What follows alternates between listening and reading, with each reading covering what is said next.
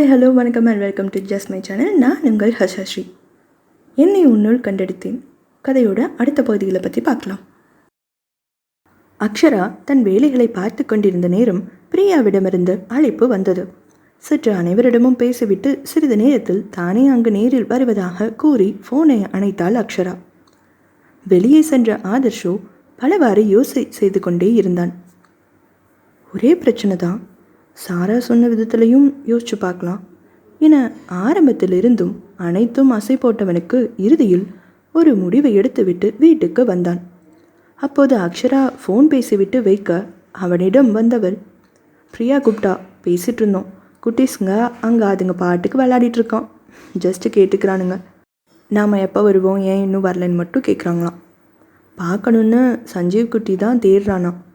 நாம் சாப்பிட்லாம், அப்புறம் நீங்கள் வேணும்னா இங்கே ரெஸ்ட் எடுங்க, நான் போய் ஒரு எட்டு பார்த்துட்டு வந்துடுறேன் என்று அக்ஷரா நடந்ததை கூறியவள், எப்படி போவ என்று கேட்டான் ஆதர்ஷ். மூர்த்தி அண்ணா கிட்டே கேட்குறேன். இல்லை பரவாயில்ல, நானே உன்னை கூட்டிகிட்டு போகிறேன், அண்டு நானும் உன் கூட வரேன் என்று கூறிவிட்டு அவன் நகர்ந்து விட்டான். அக்ஷராவிற்கு அவன் ஏதோ ஒரு முடிவில் இருக்கிறான் என்பது மட்டும் தெரிந்துவிட்டது. சரி, அவரே வரேன்னு சொல்லிட்டு அங்கே வந்து இதுக்காக சார்கிட்டையும் சண்டையும் போட மாட்டார், ஆனாலும் உடனே கூட வரேன்னு சொல்லிட்டாரே, என்ன விஷயமா இருக்கும் என்று யோசித்தவள், எதுவாகினும் பிறகு பார்த்து கொள்ளலாம் என அவளும் அடுத்தடுத்து வேலைகளை பார்க்க சென்று விட்டாள். இருவரும் அதன் பின் எப்போதும் போல பொதுப்படையாக பேசி உண்டு முடித்து சிரித்து பேசியபடியே அங்கிருந்து கிளம்பினர். ஜெயேந்திரன் வீட்டில் வண்டியை விட்டு இறங்கும் முன் அவளை நிறுத்தி அவளின் கைப்பற்றி ஒரு நிமிடம் அப்படியே அமர்ந்திருந்தான் ஆதர்ஷ். பின் எதுவும் கூறாமல் அவளை பார்த்து புன்னகைத்துவிட்டு, வா இறங்கு போலாம் என்று கூறி காரை விட்டு இறங்கினான். அவளுக்கு அவனின் இந்த செயல் வினோதமாக இருந்தாலும் அவனின் இப்போதைய தேவை தன் அருகாமை என்பதை அவள் முழுவதுமாக உணர்ந்து கொண்டாள். அதனால் அவனது எந்த செயலுக்கும் அவள் எந்த விளக்கமும் கேட்கவில்லை. இறங்கி அவனோடு சென்றாள். இறங்கியதும் குழந்தைகள் அனைவரும் ஓடி வர இருவரும் சற்று பேசிவிட்டு பின் உள்ளே சென்றனர். சிந்து தயங்கியபடியே, அண்ணா சாரி அண்ணா என்று இழுத்து கூற ஆதர்ஷ் சிறு புன்னகையுடன் அவளின் தலையை கலைத்துவிட்டு, சாரி கேட்குற அளவுக்கு இங்கே எதுவும் நடக்கல, என் தங்கச்சியும் எந்த தப்பும் பண்ணல, பி ரிலாக்ஸ் அண்ட் போய் ஜாலியாக எல்லாருக்கூடயும் விளையாடு என்று கூறிவிட்டு அவன் கூலாக உள்ளே சென்றான். ஆதர்ஷ் இத்தனை தூரம் புன்னகையுடன் பேசிவிட்டு செல்லவே சிந்துவும் சற்று மகிழ்வுடனே அதை ஏற்றுக்கொண்டாள். உள்ளே சென்ற ஆதர்ஷ் ஜெயேந்திரன் எங்கே என்று கேட்டுவிட்டு அவரை காண நேராக சென்று விட்டான். இங்கு இருந்த அக்ஷராவிடம் அனைவரும் சூழ்ந்து கொண்டு என்ன நடந்தது என்று விசாரித்தனர். அவளும் நடந்த அனைத்தையும் கூறி முடித்தவள், அவர் என்ன ஐடியாவில் இருக்காருன்னு எனக்கு தெரில, பட் அவரே யோசிக்கட்டும்னு விட்டுட்டேன் என்று கூறி முடிக்க தனலட்சுமியும் இப்போது மேலே சென்றார். வெகு நேரம் கழித்து ஆதர்ஷ், தனலட்சுமி, ஜெயேந்திரன் மூவரும் வராமலே இருக்க இங்கே வாசு, விக்ரம், சஞ்சு, பிரியா, ரஞ்சித் அனைவரும் டென்ஷனாக அமர்ந்திருந்தனர். அக்ஷராவோ, இப்போ எதுக்கு நீங்கள் எல்லாரும் எதுவும் பப்ளிக் எக்ஸாம் ரிசல்ட் வெயிட் பண்ணுற மாதிரி இருக்கீங்க, பி ரிலாக்ஸ். என்னதான் பேசினாலும் மறுபடியும் ஆதர்ஷனா கோபப்பட்டா என்ன பண்ணுறது, அதான் என்று பிரியா படபடத்தாள். சஞ்சனாவும், இல்லை ஏற்றுக்கிட்டாலும் அவங்க சித்திக்கு நடந்த பிரச்சனை எல்லாம் தெரிய வந்தா சாதாரணமாக இதே மாதிரி அவளால் இருக்க முடியுமா, மற்றவங்க நினச்ச மாதிரி கொலைகளை ஏதாவது பண்ண போயிட்டாருனா. ஏன் அக்ஷா, நீ சொன்னாதான் அவன் கேட்குறான்ல, அப்படியே நீ கொஞ்ச நாள் இந்த ஃபேமிலி லைஃப்பில் இருந்து பாருங்கள், பிடிக்காட்டி அப்புறம் பார்த்துக்கலாம்னு ஒரு ஆப்ஷனாவது அவனுக்கு கொடுத்துருக்கலாம்ல, இப்படி எல்லாமே அவன் இஷ்டம்னு நீ விட்டுருக்க என்று குறைபட்டான் விக்ரம். அவன் என்ன முடிவு எடுக்க போகிறானே தெரியல, ஆனால் அக்ஷா அவன் எந்த முடிவு எடுத்தாலும் உனக்கு ஓகேவா, நீ தெளிவாக தான் இருக்கியா என்று வாசுவும் தன் சந்தேகத்தை கேட்டான். அக்ஷரா புன்னகையுடன், கண்டிப்பாக நான் ரொம்ப தெளிவாக தான் இருக்கேன், எந்த முடிவு அவர் எடுத்தாலும் எனக்கு ஓகே தான், ஆனால் நீங்கள் எல்லோரும் இவ்வளோ பயப்படுற அளவுக்கு அவர் கோபத்தில் இல்லை பிடிவாதத்தில் யோசிக்கிற ஆள் இல்லைன்னு எனக்கு தோணுது.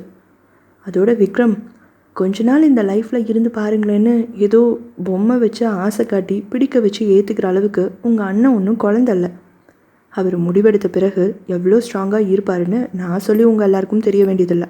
ஸோ இது எல்லாமே பிரச்சனையாக தள்ளி போடுறதுக்கான வழிதானே தவிர பிரச்சனையை தீர்க்கறதுக்கான வழி அவர்கிட்ட மட்டும்தான் இருக்குது.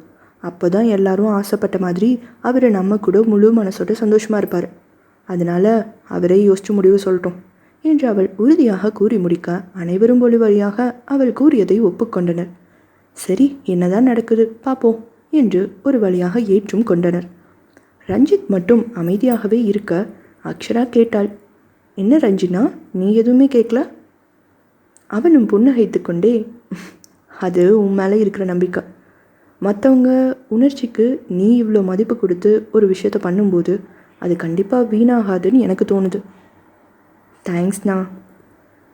ஆனால் எனக்கு ஒரு டவுட் அக்ஷா. திரும்ப அந்த பார்ட்னர், அவன் பேர் என்ன, செல்வம் ரைட், அவன்கிட்ட இருந்து மறுபடியும் எல்லாமே எடுக்கணும்னு நீ சொல்லியிருக்க. அதோட ஆதர்ஷ் அவன் ஃபேமிலியும் பார்க்கணும், அவனுங்களுக்கு தண்டனையும் வாங்கி கொடுத்து பிரச்சனையாக கொஞ்சம் முடிக்கிற வரைக்கும் யாருக்கும் எப்போ வேணாலும் ப்ராப்ளம் வரலாம். அதையும் ஆதர்ஷ் யோசித்து எல்லாத்துக்கும் ரெடியாக இருக்கணும்.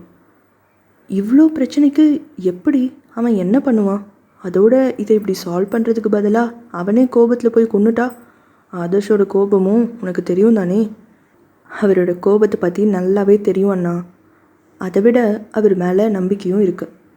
அவருக்கு இவ்வளோ நாள் எதனால் இந்த பிரச்சனை நடந்தது, எங்கேருந்து ஆரம்பித்தது, ஏன் எல்லாரும் இப்படி நடந்துக்கிட்டாங்கன்னு பதிலே இல்லாத பல கேள்விகள் தான் உள்ளுக்குள்ளே இருந்திருக்கு. அவங்க காட்டின பாசம், இப்போ நடந்துக்கிற விதம் எல்லாமே சம்மந்தம் இல்லாமல் அவரோட எதிர்பார்ப்பை பொய்யாக்குனதுனால வந்த குழப்பங்கள். அதனால்தான் அவரை அப்படியே விட்டுட்டார். ஆனால் இப்போது அவருக்கு அதுக்கான பதில் கிடைச்சாலே போதும். யார் பிரச்சனைன்னு தெரிஞ்சால் இன்னும் சூப்பர். எங்கே அடிக்கணும்னு அவருக்கு நல்லாவே தெரியும். எல்லாருமே அப்படி தானே அண்ணா, மனசு ரிலாக்ஸாக தெளிவாக இருந்தாலே போதுமே. அவங்கவுங்க பிரச்சனையை அவங்களே பார்த்துக்குவாங்க. என்ன பிரச்சனை வரும்போது நம்ம நிதானமாக யோசிக்கிற அளவுக்கு நம்ம மனசு நம்மளை விடுறதில்ல. கரெக்டு தான். ஆதர்ஷ் உன்னை நம்பி என்ன பண்ணுறதுன்னு கேட்டும் நீ உனக்கு இதுதான் ஐடியா, இப்படி பண்ணுங்கன்னு சொல்லாமல் அவனை முதல்ல அமைதியாக்கிட்டு அவனையே அவனுக்கான பதிலை கண்டுபிடிக்க வைக்கணும்னு நினைக்கிறப்பாரு. கிரேட். உன் மனசுப்படி எல்லாமே நல்லபடியாகவே நடக்கும் அக்ஷா. மேலிருந்து இப்போது ஆதர்ஷ், ஜெயேந்திரன், தனலட்சுமி மூவரும் பேசியபடியே கீழே வர அனைவரும் ஆர்வத்துடன் அவர்களை கண்டனர். ஏனெனில் ஆதர்ஷ் புன்னகைத்தபடியே வந்தான். ஜெயேந்திரனிடம் திரும்பி, சரி பெரியப்பா, நானும் சரவும் இப்படியே கிளம்புறோம். நான் கொஞ்சம் யோசிச்சுட்டு அவகிட்டையும் பேசிட்டு நாளைக்கு உங்களுக்கு பதில் சொல்கிறேன் என்று கூறினான். சரிப்பா, பார்த்து போயிட்டு வாங்க. எதுனாலும் நீ ஓப்பனாக சொல்லு, நம்ம பார்த்துக்கலாம். குழந்தைங்க இங்கே இருக்கட்டும். தனலட்சுமியும், ஏதாவது சாப்பிட்டு போகலாம்ல? இல்லை பெரியம்மா, இரு, ஜூஸாவது கொண்டு வரேன், அதாவது குடிச்சிட்டு அப்புறமா கிளம்புங்க என்று அதட்டி கூறிவிட்டு அவரும் உள்ளே சென்று விட அனைவரும் இங்கே நடப்பதை நம்ப முடியாமல் திகைத்து பார்த்து கொண்டிருந்தனர். என்னடா ஆச்சு உங்களுக்கு, இப்படி முடிச்சிட்ருக்கீங்க என்று ஆதர்ஷ் கேட்டதும் வாசு, விக்ரம் இருவரும் சற்று சுயநினைவுக்கு வந்தனர். வாசுவோ, இல்லை, எதுவுமே நடக்காத மாதிரி நீ சாதாரணமாக பேசுகிறியே, அதுதான் ஆச்சரியமாக இருந்தது. யார் உங்ககிட்ட பிரச்சனை பண்ணாலும் ஒன்று அவங்க அதுக்கப்புறம் உங்ககிட்ட வரவே மாட்டாங்க, இல்லாட்டி அவங்களா வந்து தான் மன்னிப்பு கேட்பாங்க, நீ போக மாட்டல்ல. ஆனால் இப்போது இங்கே நீயா வந்து சாதாரணமாக பேசி, அதுவும் அவங்கக்கிட்ட சிரித்து பேசி என்று அவன் இழுக்க ஆதர்ஷ் சிறு புன்னகையை மட்டுமே பதிலாக தந்தான். சஞ்சனாவோ, அத்தை மாமாவை வேற பெரியமா பெரியப்பான்னு நீங்கள் கூப்பிட்றீங்க? ஆமாம், அவங்க எனக்கு பெரியமா பெரியப்பா தானே, இது என்ன புதுசா, சின்ன வயசுலேருந்தே அப்படி தானே கூப்பிட்றேன் என்று ஆதர்ஷ் சாதாரணமாகவே பதில் கூறினான்.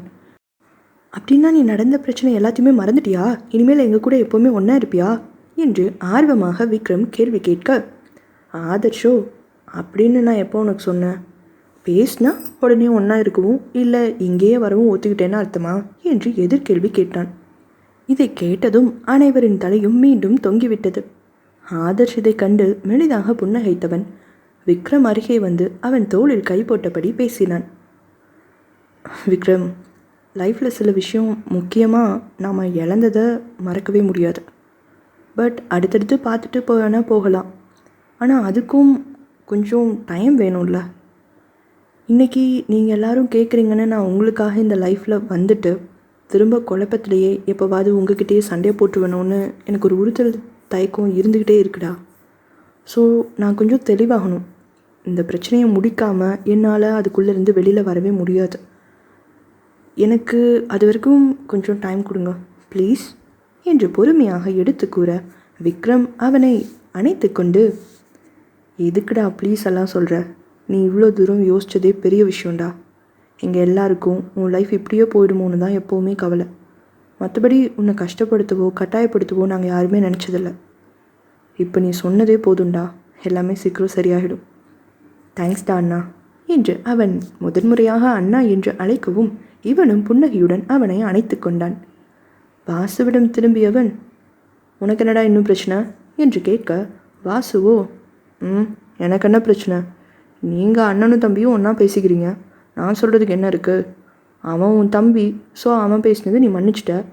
என் மேலே இன்னும் நீ கோபமாக தானே இருக்க என்று கொஞ்சம் முகத்தை தூக்கி வைத்து கொண்டு அவன் கோபமாகவே பேசினான். ஆதர்ஷும் அதை மறுக்காமல், பின்ன அவன் தம்பின்னாலும் எனக்கு அவனை சின்ன வயசில் குழந்தைக்கு அப்புறம் இப்போ தான் நான் பார்க்குறேன், எனக்கு அவன் தம்பின்னு தெரியும். ஆனால் நீ என்னோட எத்தனை வருஷம் ஃப்ரெண்டு. நேற்று நான் கோபமாக போகிறேன், ஒரு வார்த்தை என்னை கூப்பிடல, போகாதனான்னு நீ தடுக்கவும் இல்லை. இப்போது பிரியா இடை புகுந்து, ஆமாம் அண்ணா, கூப்பிட வந்த எங்களையும் திட்டி கூப்பிடாதீங்க அவனை அப்படின்னு சொல்லிட்டார் அண்ணா என்று தன் பங்குக்கு வேலையை காட்டினாள். கேட்டுக்கோ, இப்படி இருந்துட்டு இப்போ வரைக்கும் நானாக இங்கே வராமல் இருந்திருந்தா இப்போவும் நீ என்கிட்ட பேசியிருக்க மாட்ட, என்னை கண்டுக்க கூட மாட்ட, அப்படி தானே? இதில் உன் மேலே கோபம் வராமல் வேற என்ன வருமா? என்ன பண்ணுறது, உனக்கெல்லாம் புது சொந்தம் ஃபேமிலி எல்லாமே கிடச்சிருச்சு, இனி நான்லாம் தேவைப்படுவேனா என்று கோபமாக ஆரம்பித்து சிறிது ஆதங்கத்துடன் அவனை வம்பிழுப்பதற்காக அப்படி பேசினான். ஆனால் வாசுவோ அதை சீரியஸாக எடுத்துக்கொண்டு, டேய், இன்னொரு தடவை அப்படி சொல்லாதடா. எனக்கு அம்மா அப்பா அண்ணா ஃப்ரெண்டுன்னு எல்லாமாவும் இருந்தது நீ. என் மனசில் இந்த ஜென்மத்தில் உன் இடத்த பிடிக்க யாராலையும் முடியாது. அடுத்த ஒரு ஜென்மம் இருந்தாலும் இப்படி தான் இருக்கணும்னு ஆசைப்பட்றேன். உண்மைதான், யாரும் இல்லாமல் இருந்ததால் எனக்கு நிறையா பேர் இருக்கணும்னு ஆசைப்பட்டேன், அவ்வளோதான். ஆனால் நீ இல்லாமல் எத்தனை பேர் என்னை சுற்றி இருந்தாலும் அந்த சந்தோஷத்தை என்னால் ஒரு பர்சன் கூட அனுபவிக்க முடியாதுடா. நீ வேண்டாம்னு சொல்லு, எல்லாத்தையும் விட்டுட்டு வர நான் ரெடி. உனக்காக நான் என்ன வேணாலும் பண்ணுவேன்டா என்று அவன் உணர்ச்சி வசப்பட்டு பேச, ஆதர்ஷோ, டேய் சி, ஏன்டா இப்படிலாம் பேசுகிற? எனக்காக நீ எதுவுமே பண்ணுவேன்னு எனக்கு நல்லாவே தெரியும். எனக்கு உன் சந்தோஷம் தாண்டா எப்போவுமே முக்கியம். நானும் நேற்று கோபத்தில் உன்கிட்ட அப்படி கத்திட்டேன், சாரிடா. வாசுவும் இப்போது நண்பனை அணைத்து கொண்டு, சாரிடா மச்சான், நானும் கொஞ்சம் நேற்று எமோஷன் ஆகிட்டேன். உன்னை அப்படி பார்க்க முடியலடா, நீ இப்படியே இருந்துருவியோன்னு ஒரு பயம், அதனால தான் என்று கூறி மூவரும் அணைத்து கொள்ள, சஞ்சு பிரியா அக்ஷரா மூவரும் இந்த பக்கம் நின்று கொண்டு, என்னடி 3 பேர் இப்படி எமோஷ்னல் சீன் காட்டிகிட்டு இருக்கானுங்க, நம்மளை விட எமோஷ்னல் டைலாக்ஸ் எல்லாமே கொடுக்குறாங்களே, நம்மளை பீட் பண்ணிடுவாங்களோ?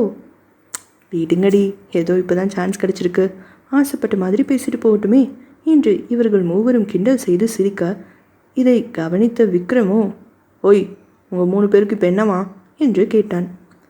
எங்களுக்கு என்ன, ரொம்ப பாசம் வெள்ளமாக பாயுதுன்னு சொல்லிட்டு இருந்தா என்று அக்ஷாவை கை காட்ட, பார்த்து பாசத்தை பொழிங்கப்பா, அப்புறம் எல்லாரும் மூழ்கி கரைஞ்சிட்டு போகிறோம்னு இவ சொன்னான் என்று பிரியாவை கை காட்டி மற்றவர்களும் சிரிக்க, அந்த நேரம் அங்கே வந்த தனலட்சுமியும், போதுமே, எங்கள் பிள்ளைங்க பாசமாக பேசினா உங்களுக்கெல்லாம் என்ன வாண்டி என பெண்களிடம் கேள்வி கேட்க, இங்கிருந்த மாதர் சங்கமோ, அத்தை இவ்வளோ நாள் இல்லாமல் இப்படி அவங்களுக்கு சப்போர்ட் பண்ணுறீங்களே, அநியாயம் தான் இதெல்லாம். அப்போ மருமக நாங்கள்லாம் உங்களுக்கு வேண்டாமா?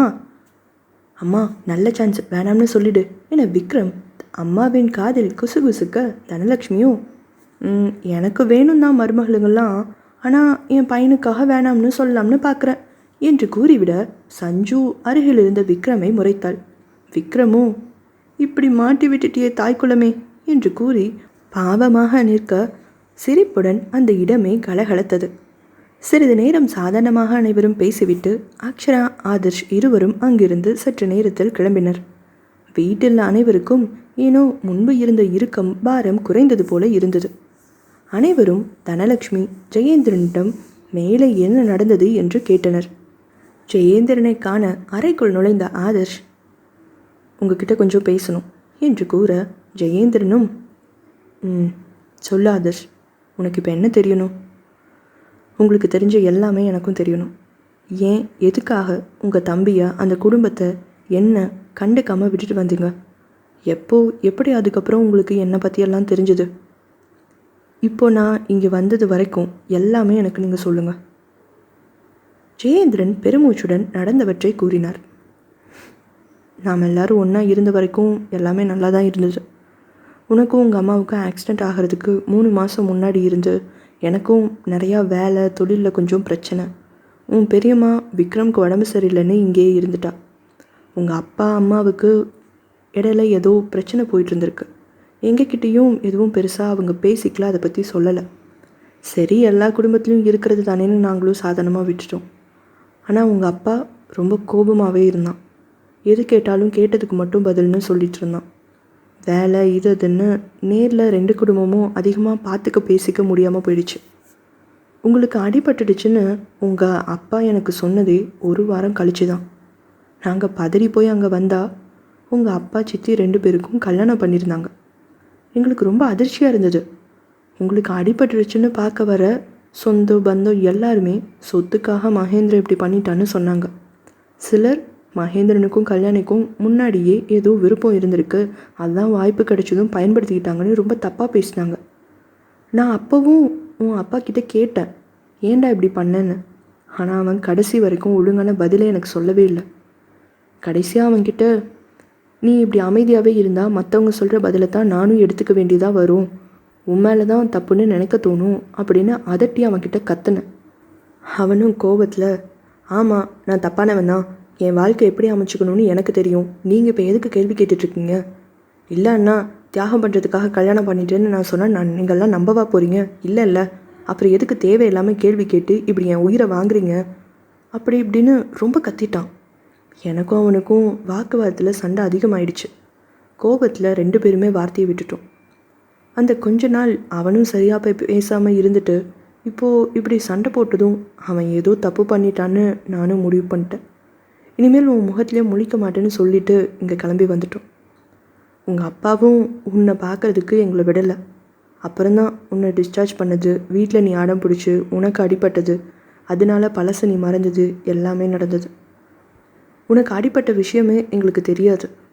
கொஞ்ச நாளில் என்ன இருந்தாலும் நீ உங்கள் அப்பா புள்ள தானே, அவன் போக வேண்டாம்னு சொல்லியிருப்பான், பேச வேண்டாம்னு சொல்லியிருப்பான், அதனால நீயும் கேட்டிருப்ப, எங்களை மறந்துருப்பேன்னு நாங்களும் உன்னை அப்படியே நினச்சிட்டோம். அப்புறம் நீ ஹாஸ்டல் போன பிறகு தான் தெரிஞ்சது நீ அங்கே முன்ன மாதிரி சந்தோஷமாக இல்லைன்னு. அப்புறம்தான் எல்லாத்தையுமே விசாரித்தேன்.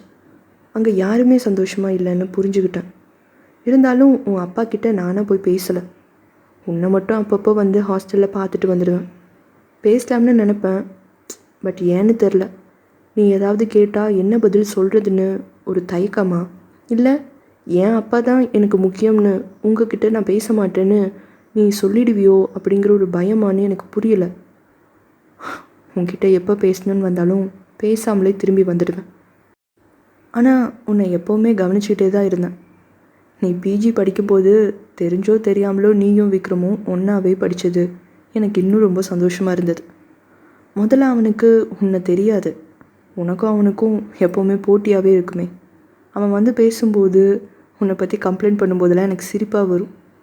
சின்ன வயசில் நீங்கள் பண்ண சேட்டைகள் தான் எனக்கு ஞாபகம் வரும். ஆனால் ஒரு கட்டத்தில் அவன் உன் மேலே ரொம்ப கோபப்பட்ட போது தான் நான் விக்ரம் கிட்ட நீ அவனோட அண்ணி விஷயத்த சொன்னேன். நடந்த எல்லாத்தையுமே அவனுக்கு சொல்லி புரிய வச்சேன். அப்புறம் அவன் வாசு மூலமாக தான் உங்கள் வீட்டில் நடக்கிற இன்னும் சில விஷயங்கள் எனக்கு தெரிய வந்தது.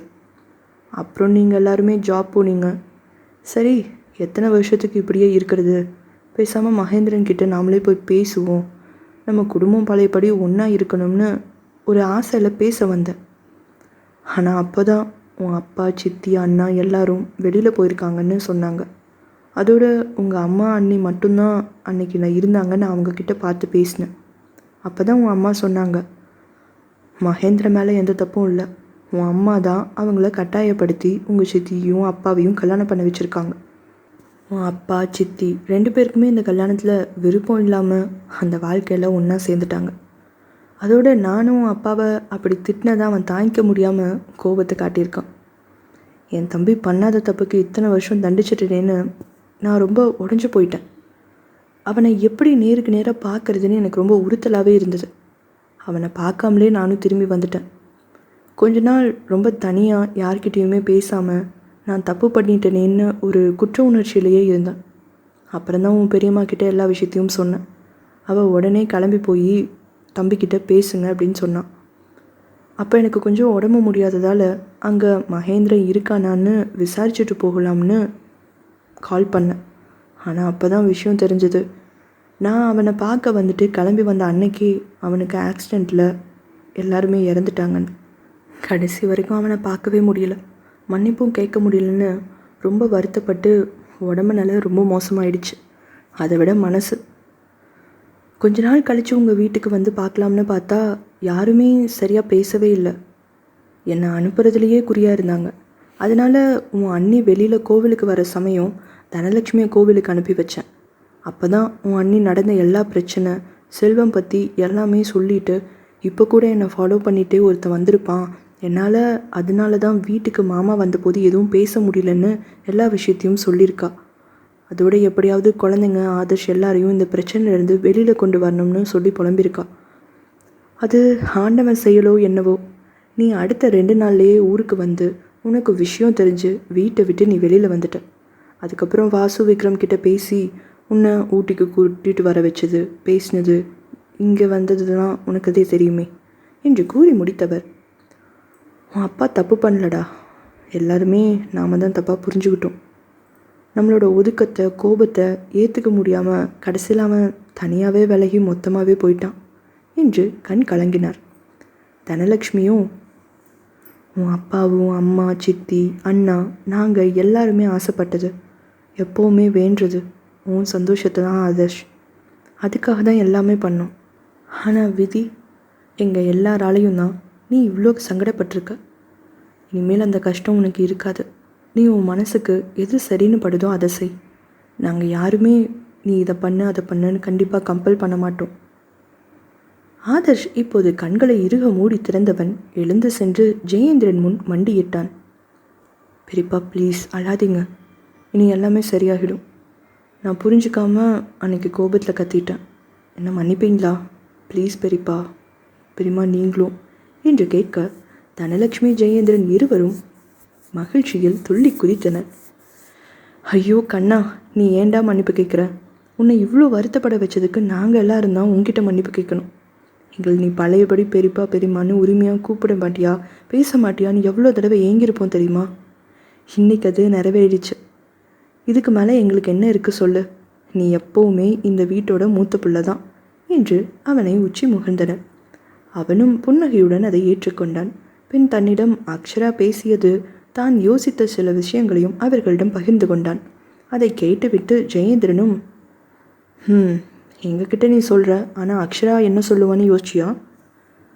ஆமாப்பா, அந்த பொண்ணு ரொம்ப கஷ்டப்பட்டு யாரும் இல்லாமல் இங்கே வந்திருக்கா. இப்போது நீ தான் வாழ்க்கைன்னு தேர்ந்தெடுத்திருக்கா. இப்போது நீ ஏதாவது பண்ணி உனக்கு ஒன்றுன்னா அவள் தாங்குவாளா சொல்லு?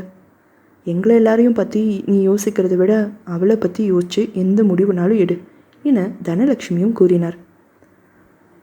எனக்கு தெரியும் பெரியம்மா, ஆனால் சாரா புரிஞ்சுப்பா. இருந்தாலும் நான் அவகிட்ட பேசிட்டு என் முடிவை சொல்கிறேன் என்று கூற இருவரும் ஒப்புக்கொண்டனர். இதை பெரியவர்கள் இருவரும் அனைவரிடமும் கூறி முடிக்க அதே கதையை இங்கே அக்ஷராவிடம் ஆதர்ஷும் பேசிக்கொண்டிருந்தான். ஸோ சாரா, இப்போ நீ தான் முடிவு சொல்லணும் என்று இறுதி முடிவை அவளிடமே விட அவள் புரியாமல் விழித்தாள். முடிஞ்சது போகட்டும்னு நான் இங்கேயே இருக்கிறதா இல்லை பிரச்சனையை சால்வ் பண்ணுறதா, நீ ஏன் சொல்லு. அதை நான் தான் உங்கள் முடிவுன்னு முன்னாடியே சொல்லிட்டேனே. இல்லடாம்மா, அது நீ எனக்காக சொன்னது. மொத்த குடும்பத்துக்கும் என்னை விட பணம், அவங்க பிரச்சனை, சண்டை, பிடிவாதம் இதெல்லாம் தான் முக்கியம்னு நினச்சி அதை ஏற்றுக்க முடியாமல் நான் விலகி கடைசியில் இந்த நிலைமையில இருக்கு. நாம் ஒருத்தரோட அன்புக்காக ஏங்கி அவங்கக்கிட்ட போகும்போது அவங்க நம்மளை விட வேறொரு விஷயம் முக்கியம்னு நம்மளை விட்டுட்டு போனால் எப்படி வலிக்கும்னு எனக்கு தெரியும். அந்த விலகல், பிரிவு அவங்களுக்குள்ளே இருக்கிற அன்பை குறைச்சி எவ்வளோ கோவம் வெறுப்பை கொண்டு வரும்னு எனக்கு புரியும். அப்படிப்பட்ட வழியை நான் உனக்கு கண்டிப்பாக தரமாட்டேன். அதோட இப்போ நீ சரின்னு சொல்லிவிட்டு கொஞ்ச நாளில் வேறு ஏதாவது பிரச்சனைன்னு பாதியில் விட்டுட்டு வர சொன்னால் அது எல்லாருக்குமே ரொம்ப பெரிய பிரச்சனையாக முடியும். அப்போ மற்றவங்க பேசுகிறத வச்சு நீ என்கிட்ட இன்னுமே கோவப்படலாம். எவ்வளோ பெரிய பிரச்சனை வந்தாலும் அதை கடந்து போக முடிஞ்ச எனக்கு எந்த சூழ்நிலையும் உன்னோட கோபம் ஒதுக்கத்தை நினச்சி கூட பார்க்க முடியல.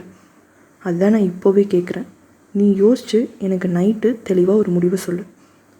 அவள் ஏதோ பேச வாயெடுக்க அவளை தடுத்தவன், இப்போ வேண்டாம் செல்லம், இந்த விஷயம் பற்றி, இதுக்கான முடிவு, நான் உன்கிட்ட சொன்ன விஷயங்கள், முக்கியமாக இதனால் வர பிரச்சனை எல்லாமே நீ யோசிச்சுட்டு ஒரு முடிவை சொல்லு. இப்போது இதை பற்றி பேச வேண்டாம் என்று கூறிவிட்டு வீட்டிற்குள் அழைத்து சென்றான். அவள் வண்டியை விட்டு இறங்கும்போது, சாரா, நீ என் வாழ்க்கையில் வந்து எனக்கு தேவையானது எல்லாமே காட்டிட்ட. என் மனசார அவங்க மேலே இருந்த கோபம் இப்போ போயிடுச்சு. வருத்தம் மட்டும்தான் இருக்குது. அதனால் நீ திரும்ப நான் பழைய மாதிரி யோசிப்பேனோ ஃபீல் பண்ணுவேனோன்னு எல்லாம் கவலைப்படாத. நீ என்னை வச்சு எதையும் யோசிக்காத, உனக்காக யோசி. நீ எந்த முடிவெடுத்தாலும் நான் அதை மனசார ஏற்றுக்குவேன். இறந்தவங்களுக்காக யோசித்து நான் உன்னோட உணர்ச்சியை மதிக்காமல் போக மாட்டேன். அப்படி பண்ணால் இறந்த அவங்களே என்னை மன்னிக்க மாட்டாங்க. எப்போவும் நீ என் கூட இருப்ப, அது போதும். So think and decide it. நான் கொஞ்சம் வெளியே போயிட்டு வரேன் என கூறியவன் அவள் நெற்றியில் முத்தமிட்டு விட்டு அவனுக்கு தான் கூறியதை தனக்கே அவன் மீண்டும் கூறிவிட்டு செல்ல அக்ஷரா இப்போது எதுவும் கூற முடியாமல் புன்னகையுடன் இறங்கி மட்டும் சென்றாள். இருந்தும் இப்போது முடிவெடுக்க வேண்டிய பெரிய பொறுப்பில் தான் இருப்பதை எண்ணி கவலை கொள்வதா, இல்லை தனக்காக பார்த்து தன் உணர்வுகளை மாற்றிக்கொள்ள தயாராக இருக்கும் ஒருவன் கிடைத்ததை எண்ணி மகிழ்வதா என்று கூட அவளுக்கு இப்போது புரியவில்லை.